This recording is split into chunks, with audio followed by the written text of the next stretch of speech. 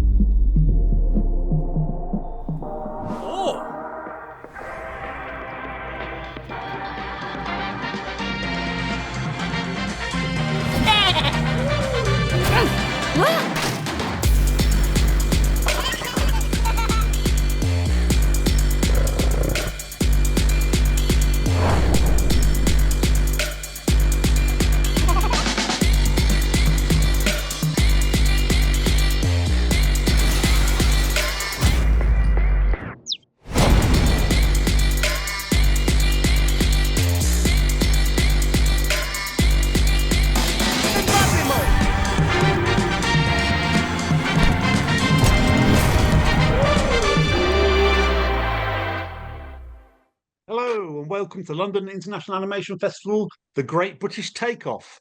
And we have with us what you might call a British institution who have captured the hearts, minds and imagination of almost generations of young people and their parents and older people too, worldwide. So I'm very grateful for them for making time and finding a little space in the day to join us. So may I ask you to introduce yourselves, please? Thank you. Starting Mark. Hi, yeah, I'm Mark Simon Hewis. I'm the head of a department in Aardman called the Academy. We deal with sort of talent pipeline and things like that. I've been at Aardman on and off since 2007 when I first joined to be a pixelation artist playing a character called Angry Kid. And at the same time, I was making short films that in the same year was winning the Grand Prix at the London International Animation Festival. So it's an honour to be back. Fabulous, thanks. How do I follow that up? I'm just a boring human. Hello, everyone. My name is Gavin Strange. I'm a director and a designer at Aardman. I've been here for nearly 17 years, joining just after Mark in 2008. And then that's what I do by day, but by night I go under the alias of Jam Factory, where I exist here in my silly neon pink shed and basically make all the stuff that absolutely no one asks for. And I love it and I enjoy it very much so. And it's a pleasure to be here chatting to you all. Thank you. Will. Hello, I'm Will Becher. I'm the supervising animator on the latest Wallace and Gromit film. I'm also stop motion lead at the Aardman Academy. I've worked at Aardman on and off for 25 years as a freelance creative, a writer, director, animator. Most of my time has been spent here. I've got the least exciting background, but just behind this boring background is the feature film studio. And that's where I've been mainly working as a lead animator on the feature films. So you're actually at the Dream Factory at the moment then, Will, yeah? Yeah, and it looks so boring compared to Gauss. Well, let me start off then with a predictable question, and that is, could you just, everybody kind of knows this, but it'd be interesting to hear from you. What's the genesis of Aardman? How and why did it start? Will? I think Will's the best answer. I guess, like a lot of people at Aardman, my first experience was seeing TV ads. Aardman's made over 2,000. It's probably way more than that, but they were prolific in the 80s and 90s, and they really grew from two schoolboys who set up the company with a character called Morph, who 40 years on is still going strong. The big expansion, I guess, happened when Nick joined them, Nick Park from the film school, and between them they made some really incredible short films. Again, the commercials that they were making at the time were groundbreaking. They did Sledgehammer, the music video with Peter Gabriel, and all of this work and their short films just generated a massive amount of global interest. And then really it was Chicken Run, DreamWorks, who came in and made it a feature film studio. So since then, I think we're on our maybe 9th or 10th feature film. We still have a massive building full of many, many different creatives. We've actually got a couple of sites, and we work in commercials, we work in short film, work in broadcast series, something like Shaun the Sheep, which amazingly is in series 7 now, but has been sold to 180 countries around the world. And what else? We've got digital, we've got a huge range of stuff. But of course, myself and Mark are both part of the Academy, which is where we bring in new filmmakers and teach how to make films. I think as well, just to jump in there, that I love the origin story of Pete and Dave beginning this thing, because it's just so pure. They were two young men who just enjoyed animation and still enjoy animation now, nearly 50 years later. And I think that spirit and that culture is very much a fabric of Aardman. That it's a joyous expression, and a business has kind of fallen out of it. And we're very fortunate that we're still here and exist as a business. But it ultimately began because two people just really enjoyed the joy of animation, and that energy and love is still there now, and that's inspiring, you know, today in 2024. And I think that's still, I don't know, maybe I'd hope that you two agree with this, but I think one of the things I love so much about this company as well is that ethos does feed into everything, and I think that really early on, when I sort of first walked through the doors, really daunted, thinking, what on earth am I doing here? When there was only about 60 people who worked here. There wasn't that many people here when I first walked through the door, but it always felt like it was very genuine, and it always felt that it did care. It's a big company, okay? I'm not saying it feels like you're going around to your mate's house, but there is this real sense of decency in this company as well. And I think that is something that actually feeds the films as well. I think, you know, it is one whole thing. You can't really make films like Aardman makes without it being a decent place to be a creative. And I think that comes from Pete and Dave when they first set it up, and the way they set it up, and the kind of environment they wanted to create. I think that's relevant to people listening and watching in the audience right now as well. And like, we love Aardman and we've all been here a long time, but just for people starting their own studios as individuals or collaboratives, like, make it yours, make it human, make it what you want it to see, because it's really lovely to not only see the successes that Pete, Dave, Nick, Golly and the originators have had and have established over the years. It still maintains its genuineness now, and they're reaping the benefits from that, you know, in a really nice way, because they've inspired us as more and more people join. So I personally always see it as a big inspiration. I look at Will and Mark, and, you know, they're my friends and people I look up to, and you're like, I want to operate and work like them. I want to create work like them. You know, that joyousness and positivity really is infectious in this place for sure. Part of the kind of uniqueness, I guess, of Aardman is that you're based in Bristol, and you know, I don't know if you can tell us why it started in Bristol, but also, and more importantly, I guess, what kind of effect the Bristol creative ecosystem has had on you, and you have had on it, because you're well known for being, you know, based in Bristol. So who wants to speak to that? Well, maybe Will, do you want to do the kind of why Bristol? And I mean, we could talk about Bristol for hours, all of us. I'm sure we could. But go on, Will. Go on. You start us off. How about that? Yeah, okay. Well, I mean, I think the number one reason was Pete and Dave grew up around here, and they had, you know, Dave Sproxton's dad worked at the BBC, and so the BBC being based here was a massive part of it. They loved Bristol, but also it was where they, you know, they had access to space and a camera. So it seemed like a really good idea to them just to start going. And definitely, you know, most of the people that work at Aardman have come here from, you know, some of us have come from parts of the UK. Some people have come from all over the world to come to Bristol, but it is a really creative hub. It's just got such a rich history in music and culture and art, and, you know, it's very much, it operates very successfully outside of London as a sort of creative base for many, many people. Yeah, I think it's got its own tempo and its own rhythm as well, Bristol. It's slower than everywhere else, but it's really sort of productive and proactive and gets things done, but at its own pace. And I think it's the more people that have joined Bristol, obviously it's a really popular city now. You know, obviously the music scene, the art scene, the graffiti scene is huge. You know, for me, I didn't go to university, so it meant I didn't live anywhere different.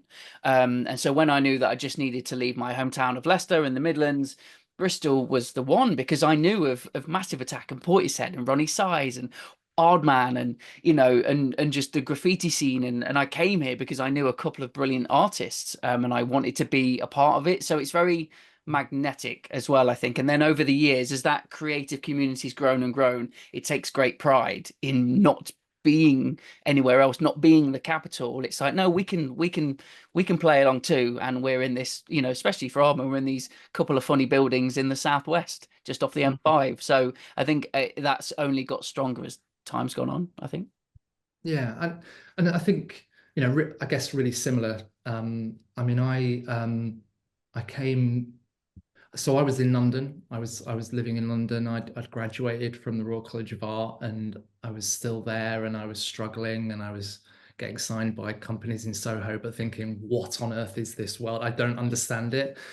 And I think it might have been a mini breakdown, but I just decided I'm going to Bristol. I'm going to Bristol. It looks like a great place. I knew that I literally knew nobody here when I came, but I knew about Aardman. I also knew kind of like Collision, Bolex Brother. You know, there's a lot of things happening in Bristol that I was a really big fan of, and everybody seemed, it felt like Aardman was a hub with all of these little offshoots of other people trying things. You know, I remember at the time, around about the same time, the There video for Radiohead was being made, literally just down the road from here, probably with Aardman equipment borrowed at the weekend. You know, so there was a real hub of creativity. And I came here, and I remember a lot of my London mates going, career suicide. It's career suicide. What are you doing? I was going, I just don't think I can live in this city anymore. And I came here, and within 2 months, I'd say all of my colleagues, all of the people I ended up sort of being in this industry with, I met them in those 2 months, and we were all young filmmakers who had all run away to Bristol. A lot of those people are really high up in Aardman now. And we all found ourselves here. And I think as Gav and Will said, it sort of feels like it's a magnet for people that are trying to find maybe another way of doing this, which is all about keeping creativity at the center of it. And I think that that kind of thing I was saying about that ethos of Aardman, it is very Bristolian. It's very supportive. It's very creative. You know, you walk around this building and there's graffiti artists, but they're also amazing model makers, you know, and that's just normal. And I love that I get to work somewhere and be in a city where that is normal. It's like a utopia. Yeah, a really grungy, slightly A grimy really grungy, utopia. dirty, loud utopia. Yeah. I was just going to say, I mean, actually where Gasperry Road is situated is right by the SS Great Britain, but it's in this beautiful harbour, and you've got the most amazing buildings, like these really colourful terraced houses, which if you look up pictures of Bristol, you'll see them. But I think it is a beautiful place, and a lot of that it helps, you know, when you're making creative things and making art, to be in a place that looks nice. So certainly the bit of Aardman the bit of Bristol that Aardman picked was a really lovely bit.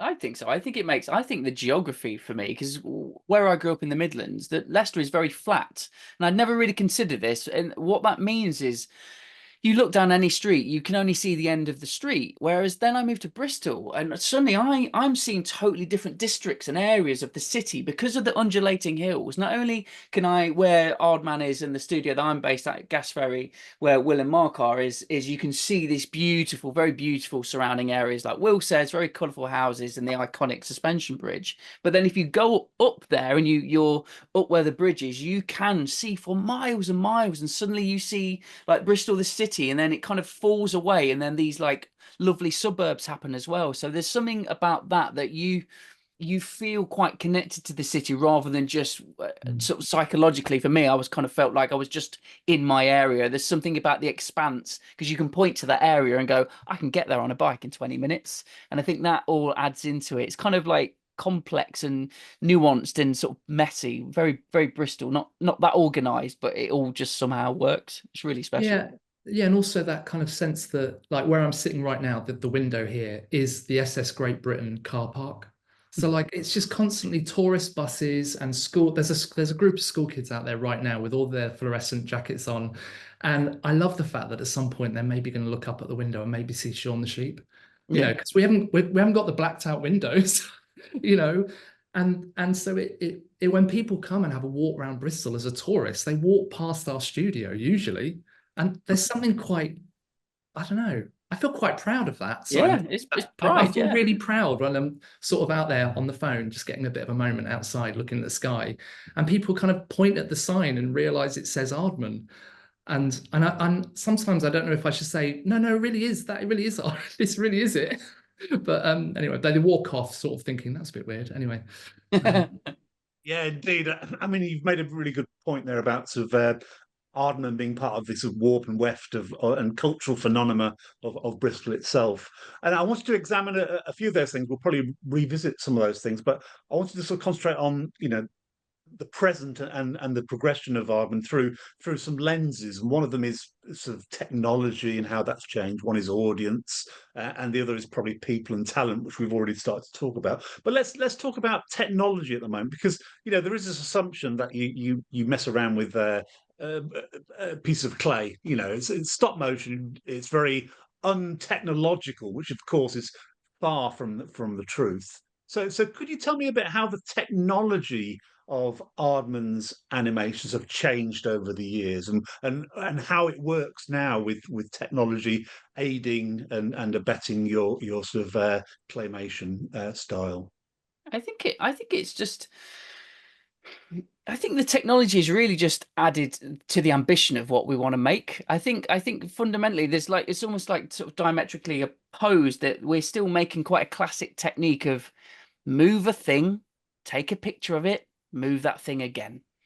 That's it. That core hasn't changed really, and that's, you know, the principles of filmmaking. Every frame is different, or sometimes it's not different. It's a choice. You know, you've got a bunch of frames to play with, and we're obviously talking about movies and linear animation here. But as Mark says, in terms of technology, we have a brilliant interactive team. We make real-time stuff. We make exhibitions and installations. So we definitely do deviate. But I guess just to use the example of linear filmmaking and movement.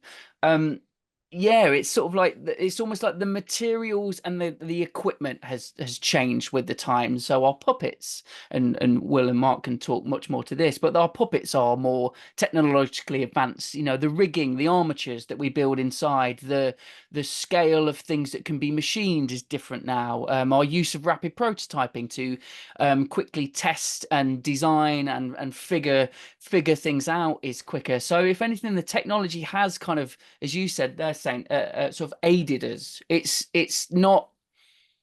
It's aided the ambition, I think, and there's definitely huge advancements in video playback, in shooting digitally, in being able to onion skin what your previous frame was. And I think, again, I will let Will talk about animation. You know, I think definitely the jump from shooting film, not having video assist or anything, to how we shoot now is a big change. But you know, actually, for Will, how do you feel like that tech, particularly kind of, you know, image capturing tech, how has that changed you as an animator? I feels like it's not suddenly so different. It's a gradual progression, maybe. Yeah, I mean, like you say, yeah, the process, the actual animation process, if you're making something in stop frame, is exactly the same. We haven't changed anything really. We can't do it any differently. We're not using robots to move these puppets. We're doing it ourselves with our hands. And I mean, it's a funny thing because technology advances so quickly that literally on every film we'll, at the end of it, we'll want to buy new cameras because the quality of the image has got that much better. The lenses, funnily enough, we still use from the film cameras that we had, you know, the 35mm cameras years ago. And the lighting, a lot more LED now, which means it's a lot lower heat, which means the animators don't need so much air conditioning. You know, the clay doesn't need to be quite so hard, stuff like that. But the massive shift probably is, you'd think it was a lot faster to shoot now, but actually it isn't. I think the more quality control we have and the more access you give to everyone on the crew of that highest version of the image that anyone can zoom in, you know, to the tiniest pixel, it makes everyone a bit scared sometimes. And I'm really grateful that, you know, my first job was on, as an animator, was on Curse of the Were-Rabbit, and I had to shoot on film, and you had to commit to the frame of film. You just had to, you know, work forwards. Whereas actually what I see now, a lot more people learning the techniques at home, which is brilliant, because everyone can animate on an iPhone, but it's so much easier to sort of go back and undo. I mean, compared to CG, stop motion is still very organic. It's you start on frame one and you have to build the shot from there all the way through to the end. So you can't go back and change the middle. We haven't got that, you know, technology, and I don't think we will have. But you can still do a lot more now, having this instant turnaround. And the other thing is film, you had to send it to London overnight. There was the whole sort of structure of the shooting day was different, because everyone had to be briefed and everyone had to finish their shot or their block by the end of the day, by like 11 p.m. And then a guy on a bike would courier it to London to get it changed overnight, and come back the next morning, and everyone would watch the film rushes. No one had seen it before that point. So it was very sort of very exciting, but also it gave us this constant deadline. So I think that's one of the big changes for the studio floor. I mean, there's so many areas of Aardman, though, that use so many different techniques. So for me, I think the film side of it, this technology, it makes the world bigger. You know, stop frame, it really is limited by what you can build and how many puppets you can build and how wide the set can be, because we have a limited amount of studio space. And what CG and digital sort of matte paintings give us is a bigger canvas. We can expand the world out and it can feel bigger, but we're still very much in control. We're animating the elements that you see on camera by hand, because for us, that's the most important and successful way of getting the performance. I'm sure it will change as time goes on, but for now, that's how it works best. And all I was going to add really about that was there's, you know, two things. The first thing is, and you sort of mentioned it there, I think technology allows us to be more sustainable. I think that's a really, really key point. Obviously, less heat by using LED is also more ethical, and it uses less power. And I think that we are working really hard towards being carbon neutral in the future. I think it's hard doing stop motion and attempting to do that, but I think we've always been a brilliant recycling company. I mean, if you look really carefully at films and commercials, maybe not too carefully, you will see quite a lot of things that we just give that a little bit of a paint up, and we can use that. You know, we're really good at archiving. We're really good at reusing. We've always been good at that, mainly because it makes financial sense, you know. But I think we're also constantly talking about how can we make that studio space work better. And I think that as power, TV, monitors, I mean, I remember how big TVs used to have to be color grade quality. And now you can pretty much, anybody can get that in a flat screen TV in their home. So, and of course that doesn't use a lot of power. So we have a setup in the academy where all of the power comes from the TV. It's going into the computer, which is a computer that can be taken off and used for other activities. We don't need two computers. That one laptop can do everything. It can do grading, it can do rig removal, it can do everything you need. It doesn't have to sit in the studio all the time. You can just unplug it and take it away. The LED lighting, the aircon only has to go on if it is really hot outside. There's a lot of that goes on, but I think with new technology, and I sort of saw this happening around about 2010 as well, there was a lot of people who were really kicking against CG animation. And as somebody who's made CG animation, you know, I'm not here to hate on CG. I love CG, but but it was more that, okay, maybe we've all forgotten what's really magical about animation for a moment here. Maybe we need to look at it. And I'm really seeing, especially with people coming through the academy, is this real desire to not do it in post.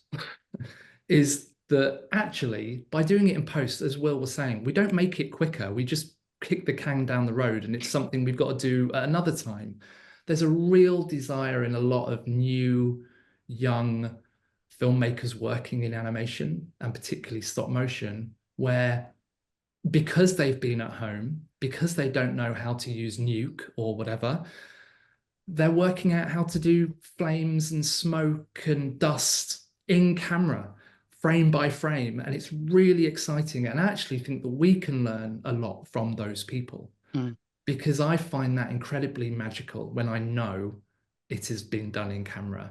And I don't think that will ever change, you know, and you don't have to be a filmmaker or an animator to know that. You watch it on a screen and you know that was done in camera, and it's magical. And technology in a way forces us to reassess that in a way. What is magic? Is it perfection? Or is it that it happened, I know it happened, but I also know deep down it probably shouldn't have, and it was very difficult. I find that magic. I think, sorry to say, I just wanted to say that on technology, and just to make it fair and balanced, because we, you know, me, Will and Mark all work in stop frame, but you know, what technology has allowed Aardman is we've got an incredible CG team. So we're talking about stop frame because that's what we love. It's our roots, but also we have had an incredible CG team for decades now. And I spent the first half of this year directing a CG project. And what was so interesting is the team is so good, but also it's quite interesting because we're always kind of referencing our stop frame history as well. So actually, you know, putting in those imperfections, trying to get that feeling of tangibility. And I think, you know, for me, whether it's clay or pixels, it's a choice. It's a creative choice. What medium are you going to use? And there is something very inherently special, and will always be very special in my heart, about stop frame. But you know, that technology has allowed us to have a killer CG team. Our compositing team, again, I've kind of got beef with when there's a new it doesn't happen in animation, but in live action, oh, it was all in camera. I'm pretty sure digitally removing wires, background plates, that is CG. You know, let's not sort of perpetuate that myth that everything can be in camera. And compositing teams and de-rig and cleanup, and they are artists as well. And again, I'm literally just finishing a project where I've worked with our brilliant compositing team for the last 3 months who work miracles. And so again, that ambition and their love of stop frame, because they're doing compositing work on stop frame, you know, and set extensions and all that stuff. I think it's just, you know, Aardman has benefited from that as well in terms of the crew and the skills and the talent, and that's going to take us in a new direction, as well as they are the people who are really excited in new techniques and new ways to do things, and see where it leads us, really. Yeah, I mean, I think my I think really brilliant CG that we're using, or when we're doing things that are impossible in stop motion, I think that when they are done well, nobody's noticed them. And I'm guessing most of the time nobody knows when we're doing it, which is the biggest tick we can put against it. I mean, you know, I've got, because of my 17-year-old daughter, because her mum and dad work in animation, she refuses to watch animation, but she's a massive Marvel fan. And I've literally said to her, they're animated films. Your favorite films are animated. It's just every once in a while, the CG character stands up and it's, you know, it's got the face of an actor you recognize. It's Tom Holland. Anyway, but, you know, and I think that is really exciting. And it's all storytelling, isn't it? I mean, that's what it's all about. It should, everything should feed the story. Nothing should be, this will make us look clever, ever.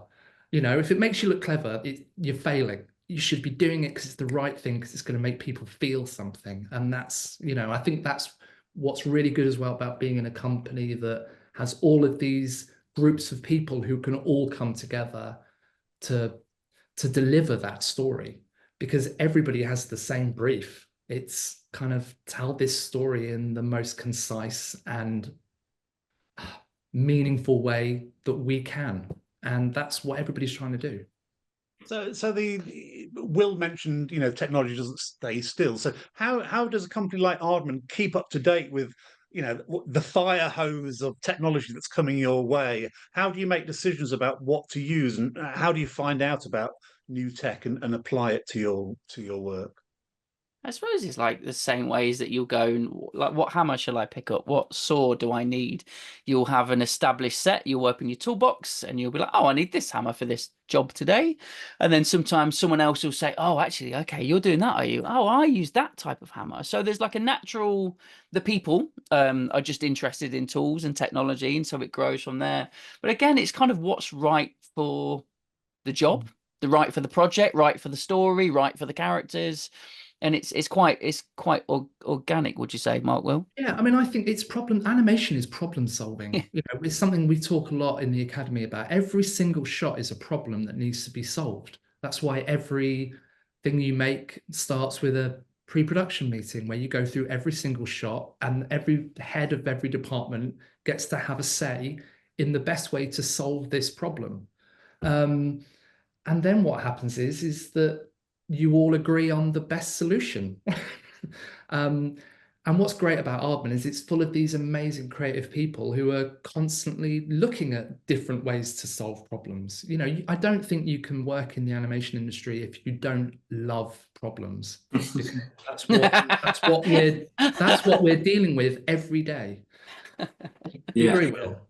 Definitely. Yeah. I mean, I was going to say we try and innovate all the time, and as Mark says, there are so many creative minds here that people are constantly, everyone's inspired by stuff. We're constantly coming against problems, and there isn't a blueprint for how we should solve them. So it is literally a case of trial and error. Some of the best, the best things to happen on Wallace and Gromit on the recent film came about because we just thought, how on earth are we going to do this? We have to find a way to do it. We have limited time, money, resources, people.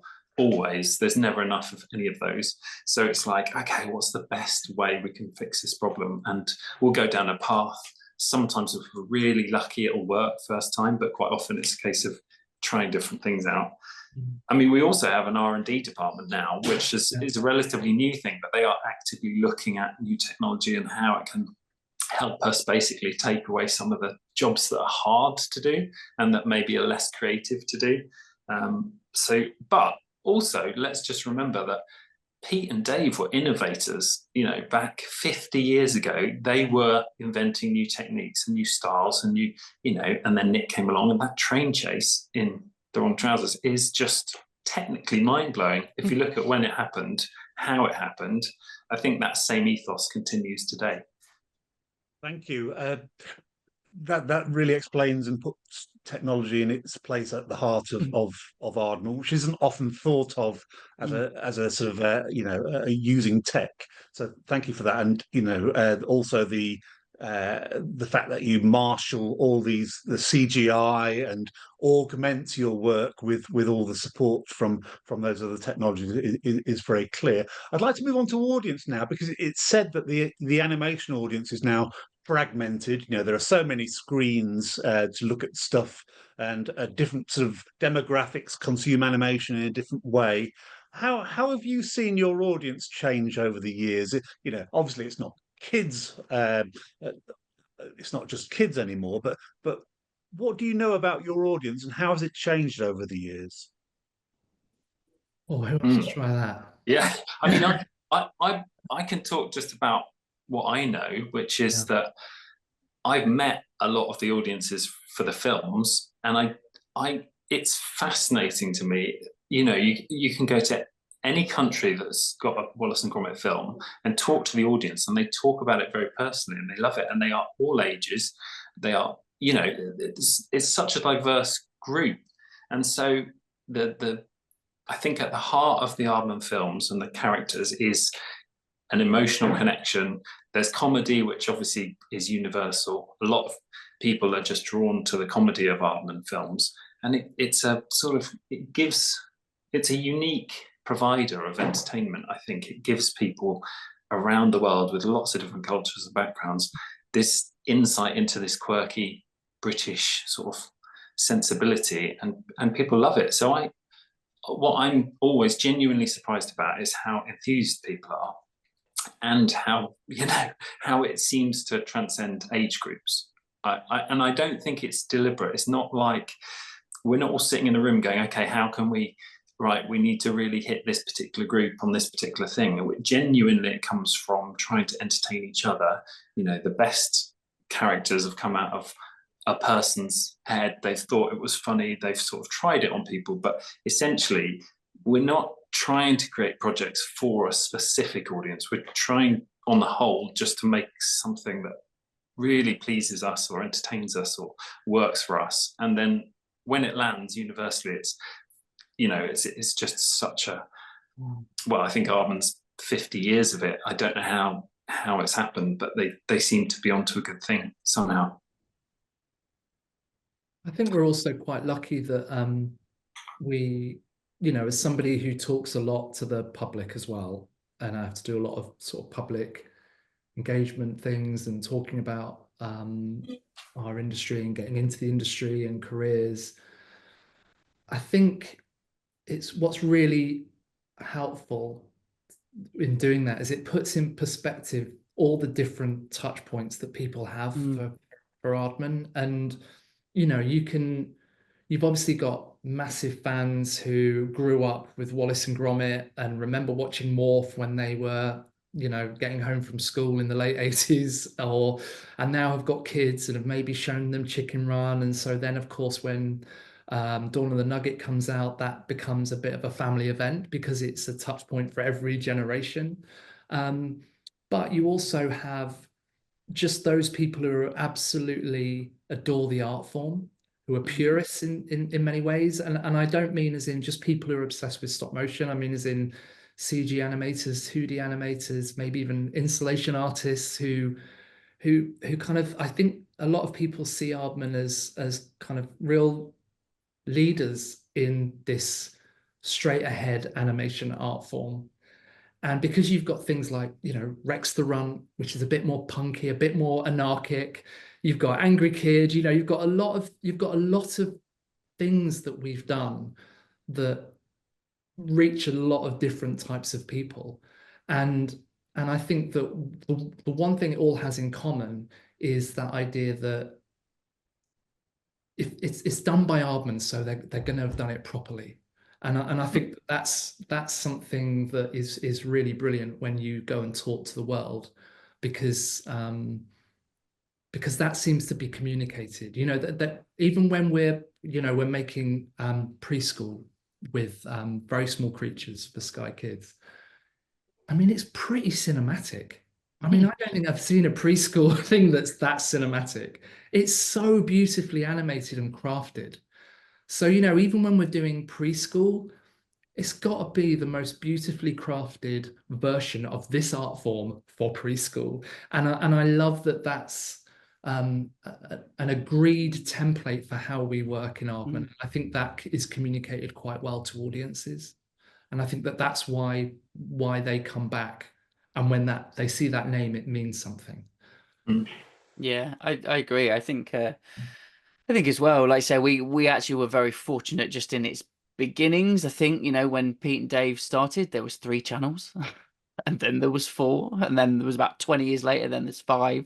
And so what that meant was, you know, we had a captive audience, I think, because what the guys originally made was charming and joyous and funny and silly and wanted to just delight people. And I think that thread of delight and joy has been really constant, and I think people want that, need that. Flipping heck, in the last 10-20 years, more than ever, we need whimsy and joy and silliness with the same sort of dedication to the craft that Mark says, but with also at times wanting to surprise you with Angry Kid or Rex the Runt. And, you know, the people know us for Wallace and Gromit and Shaun the Sheep and Morph and many things like that, but there is also, for all of those, there is, you know, the same again plus more of these surprising, hopefully different things that also inspired people growing up who then now work here and want to make their mark as well. And I very much feel in that camp. I'm inspired by everything that came before, but,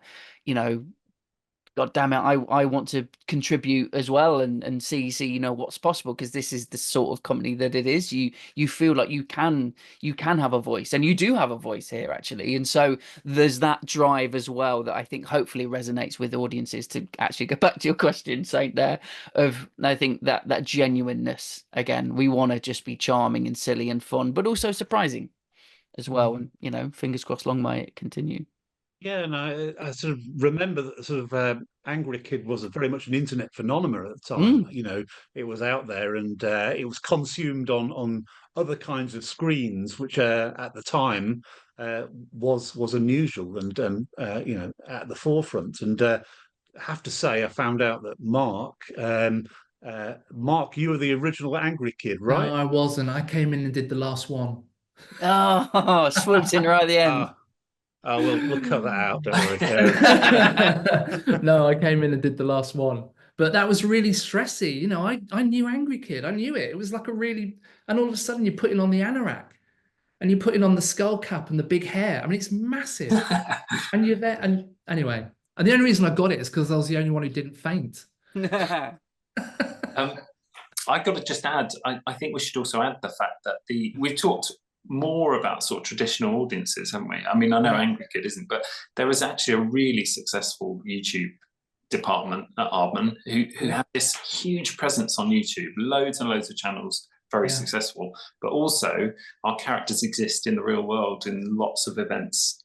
There's attractions with them. You can literally right now go to the shopping centre in the heart of Bristol and sort of experience wrapping presents in a sort of Wallace and Gromit style world. So there are non-traditional means as well, because the characters have done so well on screen that they just exist everywhere. We've all got random sort of items of merchandising over the years as well that keeps them alive.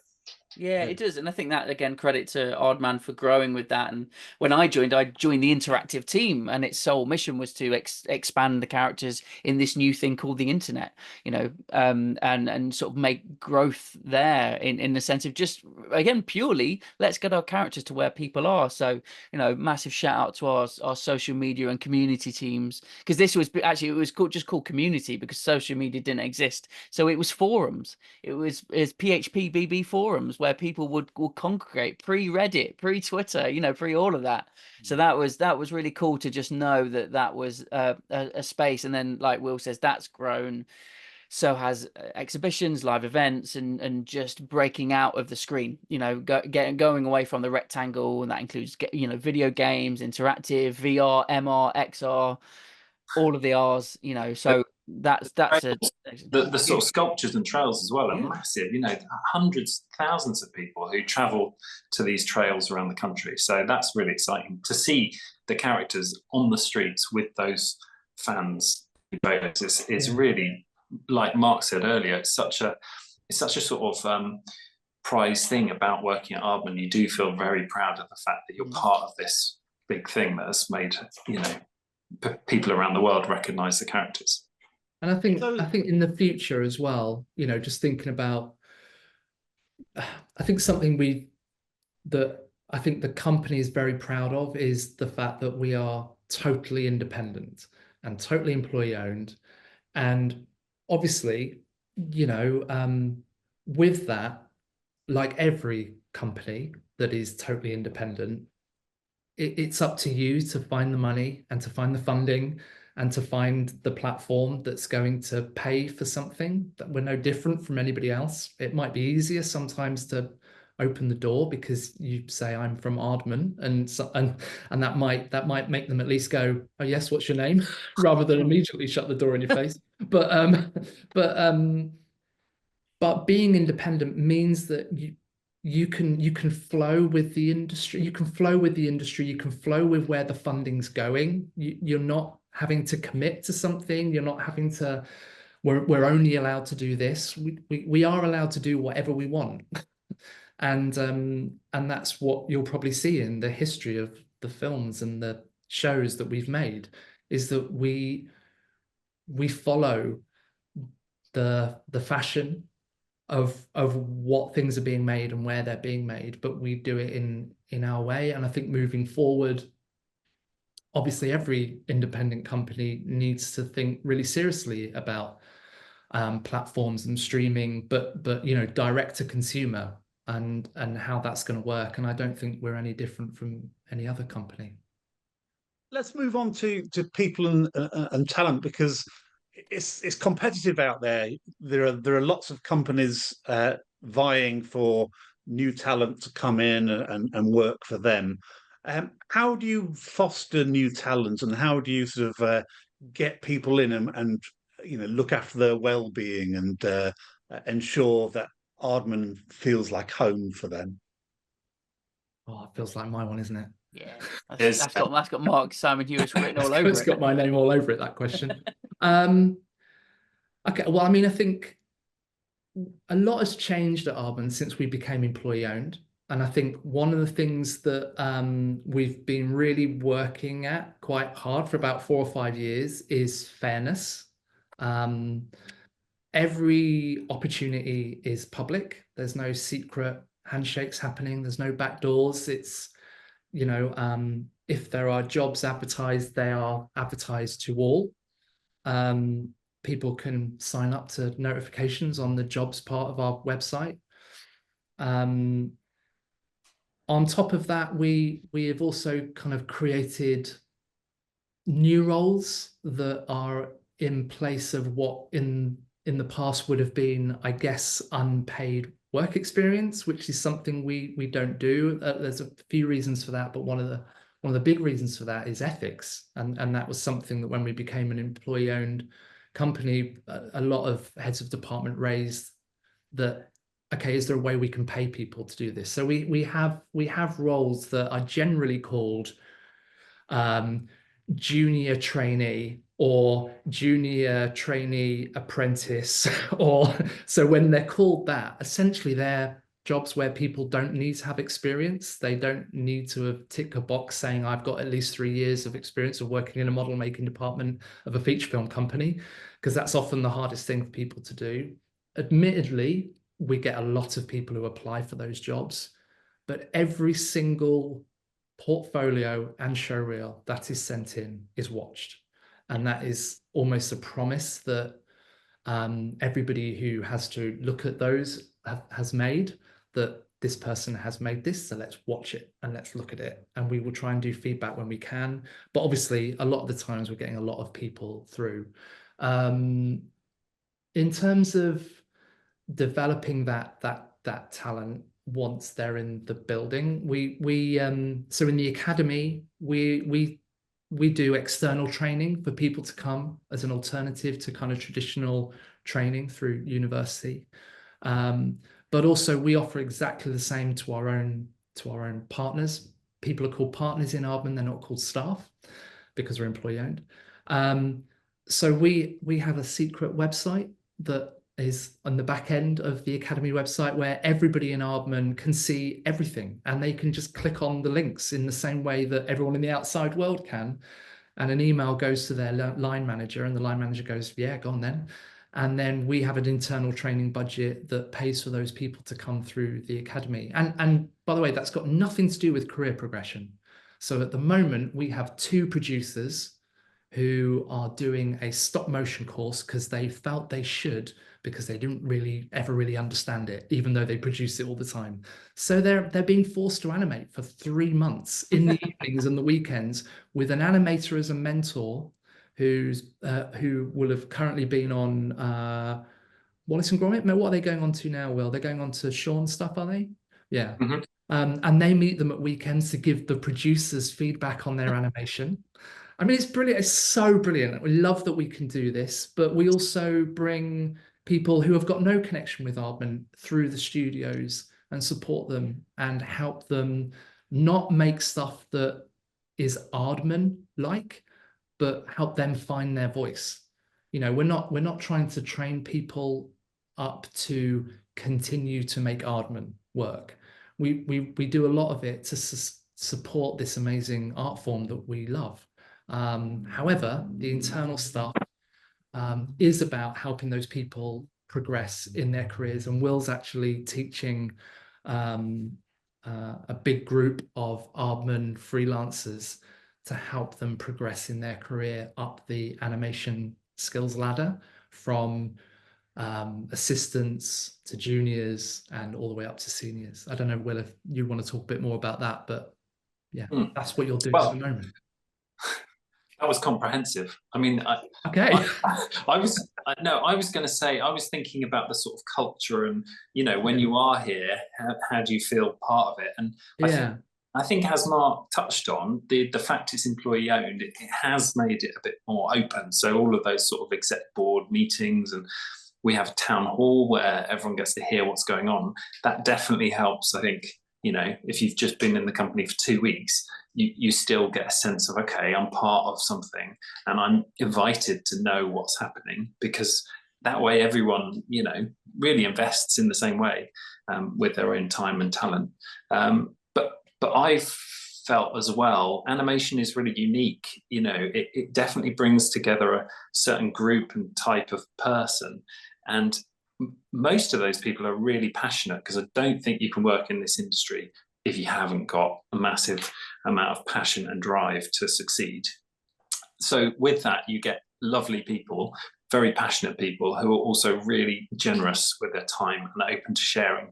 And we've always looked both up and down in terms of skill sharing. So, you know, I would always look to people above me. They'd give me advice and tell me, and likewise, you know, new people coming in, we really try and foster, you know, that open communication. So everyone does feel part of something. And it's lovely. Yeah, they do. I think like something that made a huge impression on me. I'd only been at the company maybe a month or two, and I was working off site because this was before Aardman had built their headquarters at Gasferry. There was still the studio that was there, but they didn't have the lovely HQ. And so I was about 20 minutes walk, maybe another building in Bristol. And then but they still had the sort of weekly meetings in actually where one of Mark's studios is now, was the old canteen. And I was really nervous and sort of came in and was really just so excited to be there, but obviously didn't really know anyone apart from the person who had employed me. And at the end of this meeting, where they just tell you what's going on in the studio, they then showed a short film who was made by a junior edit assistant, and it was an animated film he'd made. And I honestly was so blown away, because it's like, hang on, you're showing the work of someone who isn't a director, isn't a lead animator, isn't sort of at the top of the chain, as it were. It's a someone junior who actually isn't, you know, is there an editor? And it just blew my mind. And it really, I vividly remember thinking, maybe I could, maybe that could be me one day. And now, you know, 16 years later, I'm a director myself. And that's happened because internally, as Will says, people are both officially and unofficially are mentors and are helpful and are supportive. And, you know, so Merlin Crossingham, who's one of the co-directors of the new Wallace and Gromit movie, who's just an absolute treasure, obviously Will's worked incredibly close with over the years. He became a mentor to me, sort of unofficially first, just because I'm obviously a huge fan of his and his skill set.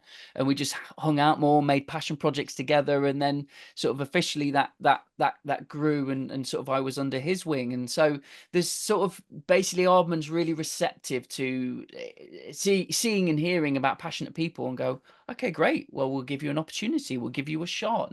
But that also then extends outwards. We've got a brilliant talent managers in all areas of the business who go to industry events. You know, Mark's always at Annecy. You know, just those natural conversations. You can tell when someone is special and gifted. But to be honest, it's not always just about the work.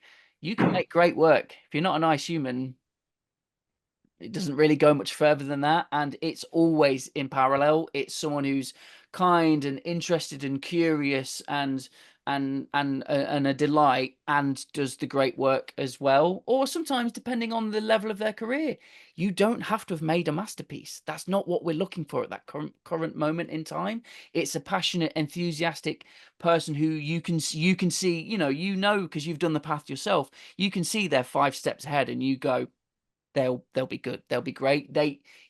Just because it isn't on paper at that point in time isn't the end of the world. So I think everyone in the company is very attuned to that. And then we have our specialists who brilliant talent managers know that too, right?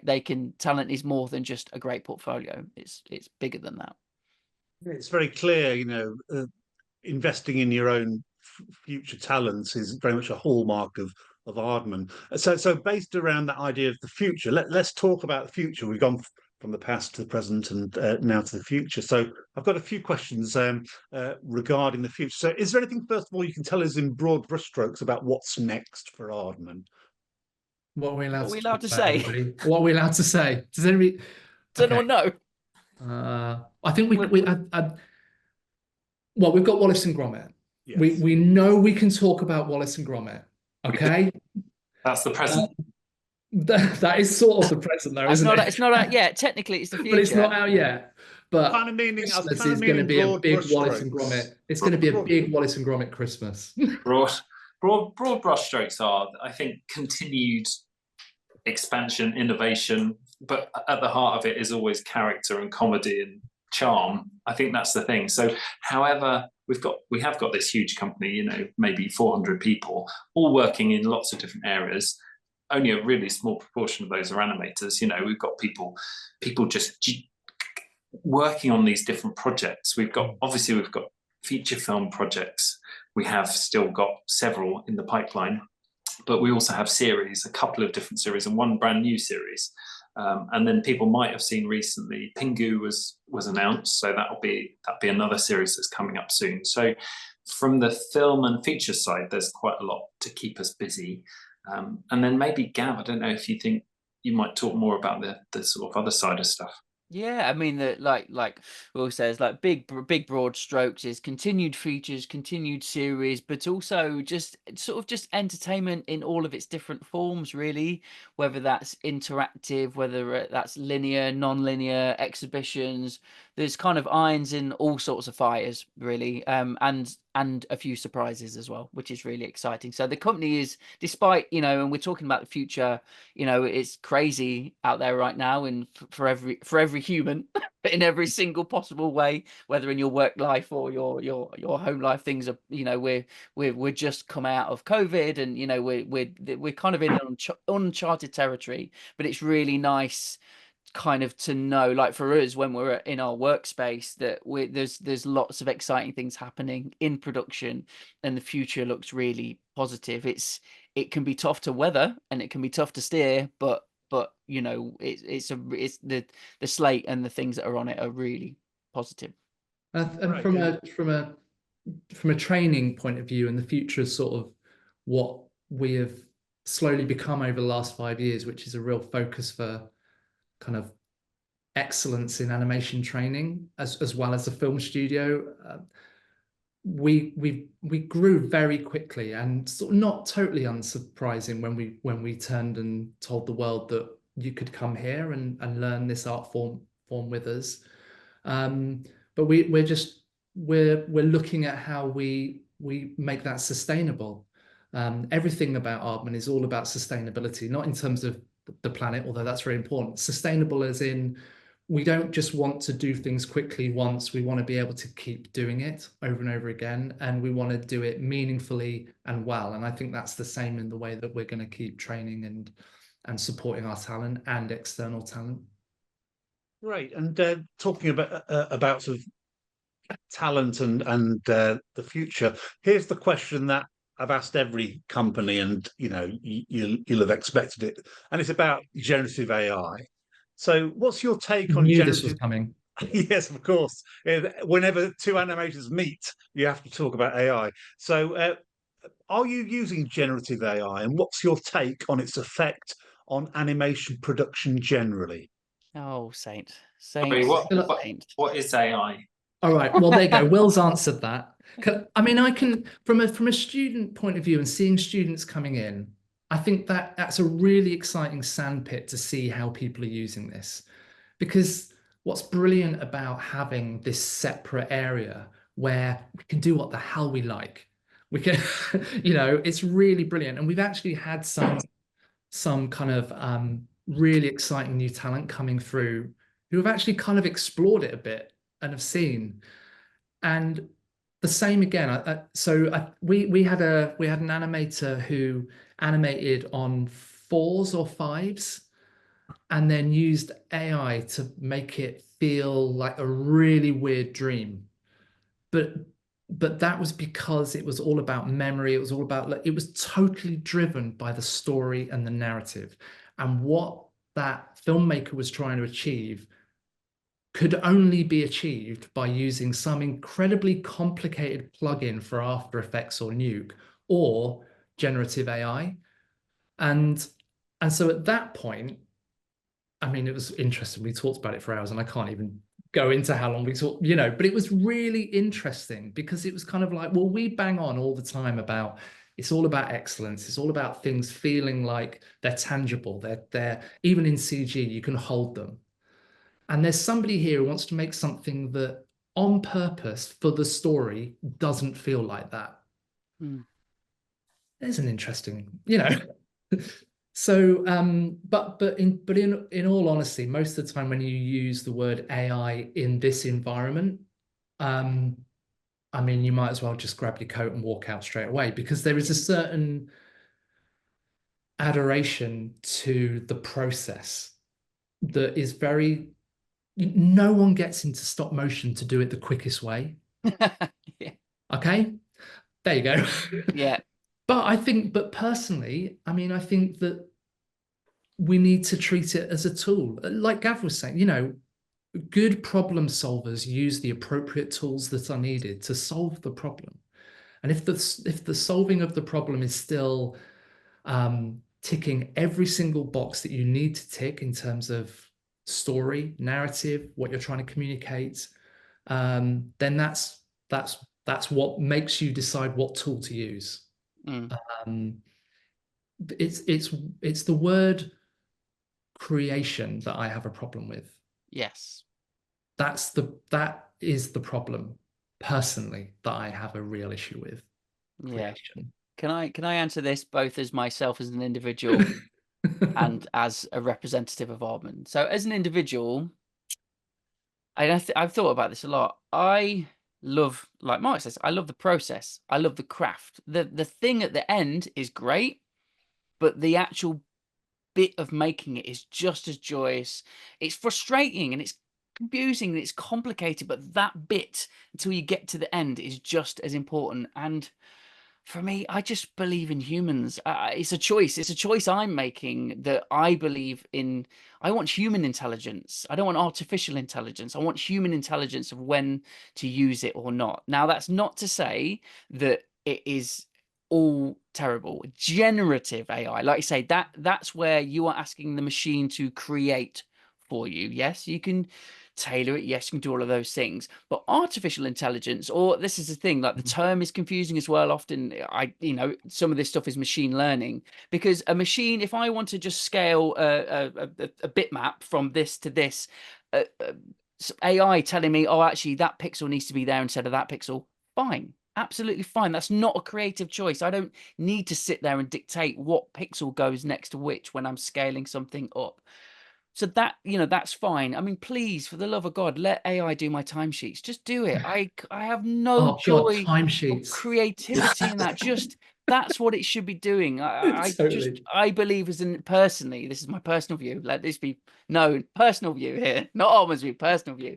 I just don't want to rob myself of the joy of making something, of making the mistakes and getting it wrong, and just figuring it out. Yeah, I mean, I think Aardman has positioned itself as a company that does not make work that is about how quickly can we get this on the screen as well. You know, that is our brand. That is how we make money. We make money by going, yeah, this took us ages, and we spent ages making it. Oh God, guys, this took ages. We need some money. and we spent ages doing it because we're amazing craftspeople. And that's actually that's our USP. So we can't really break that. And we're not like, again, now with my Aardman head on, like, we do have brilliant R&D teams, as Will has mentioned. Like, we're not fully opposed to it. I feel like generative AI and AI are two very different things, because Totally you are different. talking about the act of creation versus a tool. Again, it's a hammer, it's a chisel, it's a whatever. So definitely, and like rig removal, for example, or like using complex things to help us out on those processes that let us get to the creative stuff next. Again, we are using and assessing those tools there, but where it then takes over and wants to write a story for us, wants to design the characters for us, like that is our world. We keep it in a special little box that just assists us when we need it to, and we make the choice of how it assists us. That's how we as a company use it, but we don't use it to create new things for us. Right. Thanks. Would you agree, Will? Yeah, I was just going to say, we're not even at the point yet where we can use AI to do some of the tasks that we don't want to do. We still have to show it how to do it. So in terms of time, it's still more efficient for a human on a project to do rig removal. And there is a skill to it, and there's a craft to it, like all the other tasks, you know. I met someone in Annecy this year, and they came up and gave me their business card, and they were from a generative AI company, and they gave me their pitch, and it was kind of like, hey, look, we can do this, you know, and they started talking to me about how you know, you can animate on twos and smooth it out, and you just pump it in and it comes out really smooth. You know, you can make your films look like Leica. And I just said to them, do you know how hard we've just worked to make a CG film look like it's stop motion? Sorry, a CG series look like it's stop motion by animating on twos. Just because it's smoother doesn't mean it's better, you know? And I think there's a belief that smoother and cleaner equals better. And I think that what AI might actually do to us as a studio, it might make us more scruffy. Well, I just think the number one thing really is, it is generic, isn't it? It's generated by collecting together a lot of information from a lot of different artists, and sort of gives you the medium almost. Yes. And what makes every Aardman project successful is its uniqueness and the fact it's created by someone's brilliant, crazy mind. You would never pitch and win a pitch for the kind of films that Aardman's made. I mean, that's the thing that I don't understand sometimes. I'm part of it, but it's just so unique and original. And I think I can't see how AI can ever really be that at the moment, anyway. But even if it can, it's our choice to not. I think that's the thing, as there's, like you say, that technology is so rapid. Yes, it could imitate, but you still know it's an imitation. It still is an imitation for all the will in the world. It just is, and we've all chosen our life's work to be this. So we're like, we wouldn't go down without a fight anyway. We'd fight the robot uprising. We would be the John O'Connors. We like, Well, you know, I was talking to 12 filmmakers that we've got in the Academy at the moment. And you know, we're talking about, I think, well, Will, you were there as well. We were talking about this idea of, there is no point you copying Wes Anderson. There's no point you copying Nick Park. There's already a Wes Anderson. There's already a Nick Park, and they're the best people at being Wes Anderson and Nick Park. So you've got to find what you are. So there is no way that AI can learn you, because you've not put anything out there yet. So it's really good at copying, but our industry is absolutely driven by people saying, yeah, but you've never seen my way of doing it. And that's really exciting. So thank you. And that's, you know, we're obviously in the foothills of AI at the moment, and it's great to hear sort of your attitudes towards it, and the idea of getting some more scruff from AI is a great and intriguing one.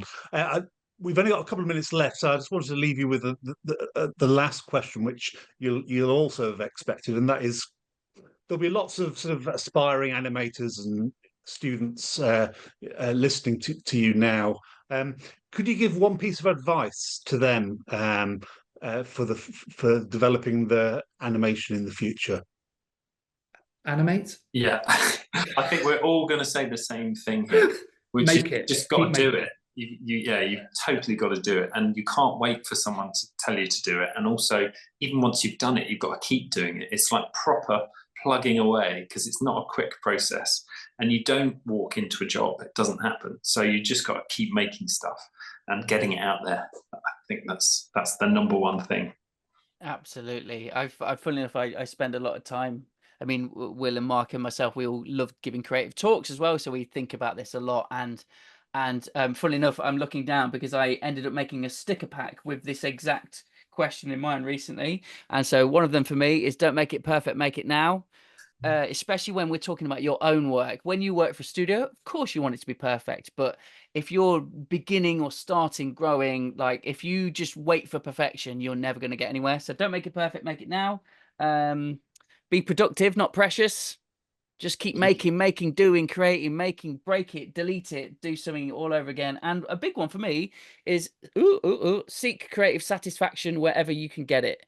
It's no one's responsibility, not the company you work for, not the studio that you create things for, not the education system you're in. It is no one's sole job to make sure you are creatively satisfied. That is your goal. So you might have a dream job, but still you might be yearning for something else. It's a skill that you don't have access to. You have to find it. And thank God we're in this amazing space where you could go to the academy, you could go online. There are so many ways to get it. So start, make, create, do, and keep doing that. And that's your life's work.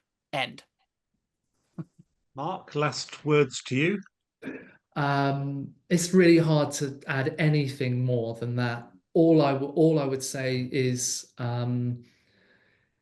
that in this world of Instagram where everybody shares things that look effortless, it's really important that you don't judge yourself against that, because it's a lie. People, and I've done it, I'm sure Gav's done it, I'm sure Will's done it. We post things and go, oh, I just did this morning. It's utter bullshit, okay? We didn't. We probably did it 5 times. And then finally there was one that we thought was good enough to make it look like we're effortlessly good. Nobody is effortlessly good. It doesn't exist. Even somebody who looks brilliant today is brilliant today because they've probably spent 20 years having such creative lows, thinking they can't do it and that they're not good enough. You know, I mean, maybe Will and Gav have had the same experience. I'm going to do this. I know it's a bit annoying. My first film got into the London International Film Festival, not the London International Animation Festival. I tell the world that was my first film. It was my 11th film. The world doesn't need to know it was my 11th. You lied. Yes, I did, Will. Oh. So there's going to be a tribunal now at Aardman, so sorry about that, folks. I'm going to call HR immediately after this. Mark lied. Mark lied. It was his 11th, not his first. Can we have that on his record, please? Well, look, I'm going to call things to an end, and going back to Gavin's phrase about seeking creative satisfaction. I hope you three have got creative satisfaction by doing this call. So thank you so much for making it, Mark, Will, Gavin. We can't wait to see what you do next. So thank you very much, and look forward to seeing you in the future. Thank you. Thanks ever so much. Thank you. Thanks so much.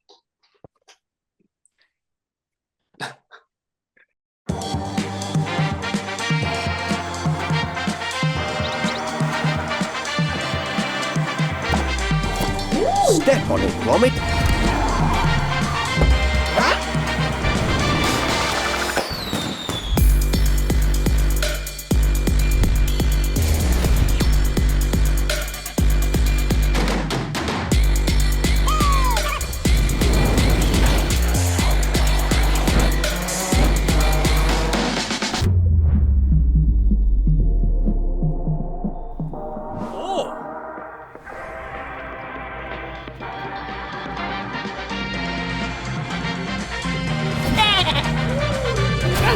What?